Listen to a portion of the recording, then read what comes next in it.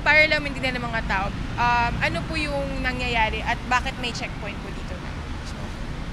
Ma'am, itong checkpoint po is ginagawa to strengthen yung paglaban natin sa anti-criminality. Dito sa checkpoint, yung mga motorcycle and rider, yun ang mga target natin.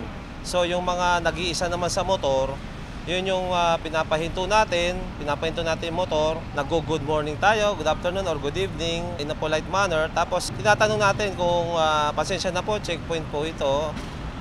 For verification lang, hanapan sila ng ID, license, and yung kanilang ORCR sa motor, sinecheck natin. Lalong-lalo na yung dapat naka-helmet sila.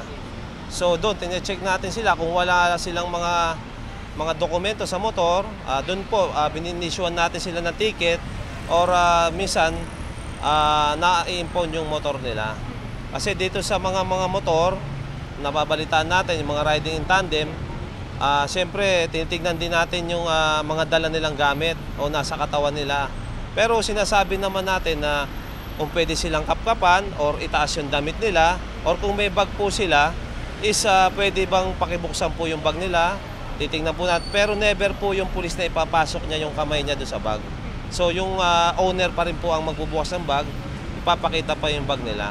Sir, siguro pwede nating i-tour yung actual checkpoint area. Parang ano po sir yung i-expect na mga tao kung makita nila isang checkpoint? Anong dapat makita sa isang checkpoint, sir? So ang sa checkpoint naman po, ang makikita natin dito is meron pong pulis siyempre, naka-uniform, proper uniform.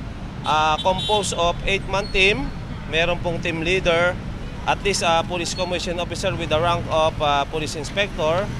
Tapos po meron tayong signage na makikita kagaya po noon. Signage, andun po kung ano pong station ang nagkakandak. Tapos meron po tayong marked vehicle. Tapos yung naka-uniform po nating mga kapulisan is nakikita po yung kanilang nameplate. Para po kilala ng mga dumadaan o ng mga inaharang o chinecheck kung sino po yung pulis na nagche-check po sa kanya.